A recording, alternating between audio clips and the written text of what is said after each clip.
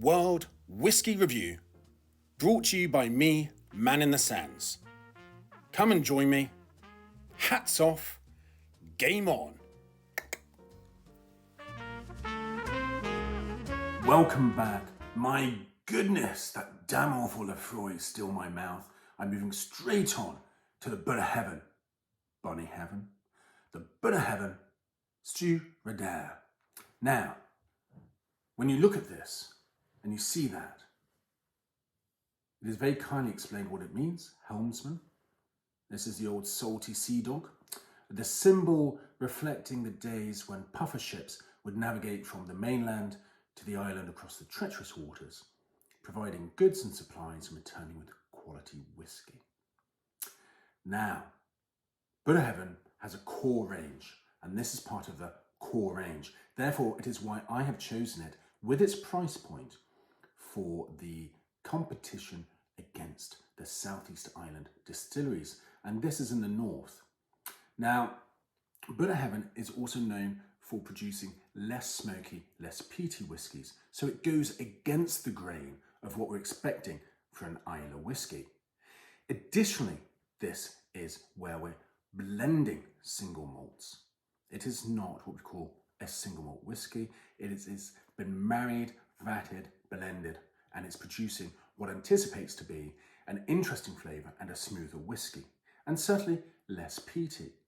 But we are looking at entry point Islay whiskies, and this counts. They don't all have to be a peat bomb.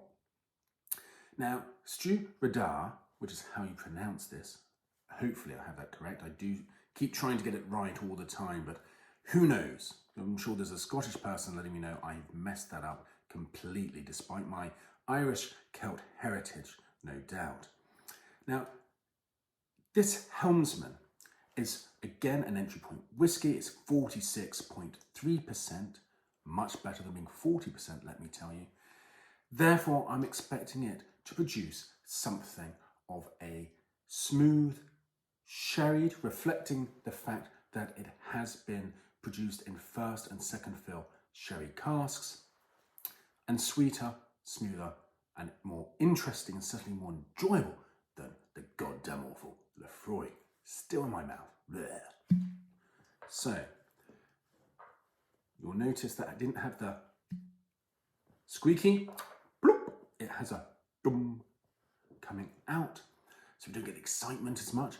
Doesn't mean anything. It's just the excitement of the pop. Now, let's pour it. My glass has been cleaned thoroughly from the goddamn awful Lefroy. Select. Not all of Lefroy, just the select.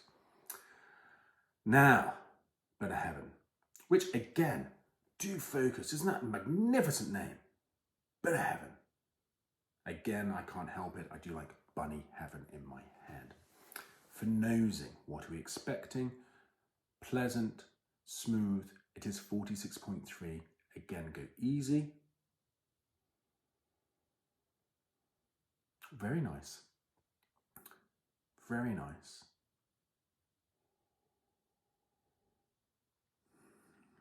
Caramel, light caramel.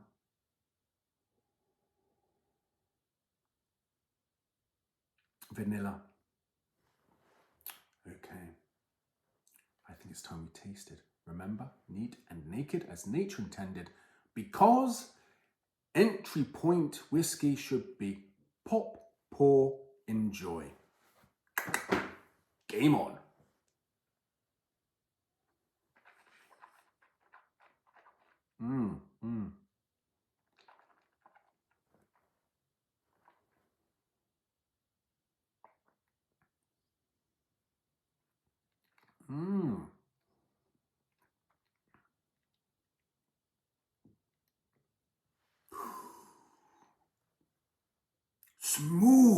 Smooth criminal, I'm telling you. It is smooth on the dance floor. It's threatening, but it does not burn. It then releases back. Very nice, especially for an entry point. I'm definitely going to have to go back in because it's very interesting. I was trying to enjoy the taste as I was masticating. But having swallowed it, the sweetness comes through. Gosh, it's like a fruit cake trying to marry fudge. There's a little bit of that fudge richness, but very much the overwhelming sherry fruit cake taste. That is the finish. It's still there. It's lingering. It's a lovely long finish. Oh, yes. It's still in the middle of the mouth, but I unfortunately am so overwhelmed by the finish and the sweetness that I must go back in just for you to see what I think of it.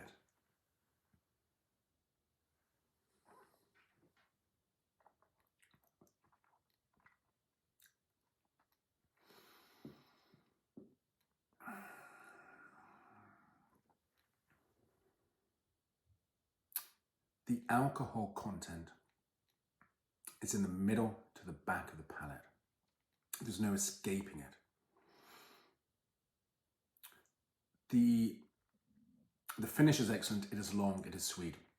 The middle of the palate, again, similar for the entry point whiskies that we're trying, it loses itself. The Helmsman is a true Helmsman. The drink, like the Helmsman, is riding through the choppy waters. And with the choppy waters, you get a spray of the sea salt. It's on the tongue. You cannot help but taste it in the mouth. And yet there's a point where you lurch, and that lurching is between the front and the finish, where you feel something and it's gone, and then you're back again chugging through. It's a lovely drop. It has a bit of clove. You can taste it. That's the bit that's kind of in the middle that's hanging on. But I'm still only 46.3. The alcohol content is there. Perhaps it would benefit from a drop of the holy water, but it's an entry point. Pop, pour, enjoy. That's the true value of recognizing an entry point whiskey. How does it compare? Well, I must say it's a different beast to the Ardbeg, which is in the lead at the moment. I think many would enjoy this. It's inoffensive. It's a dancing partner. It is no Fred Astaire. It is no Ginger Rogers. It is no new modern dance with control of the body and the subtlety of movement. It doesn't have that flow. But it is an inoffensive dancing partner. It is lumbering to give you enjoyment. And for the mature palate, I'm not convinced this is worth buying.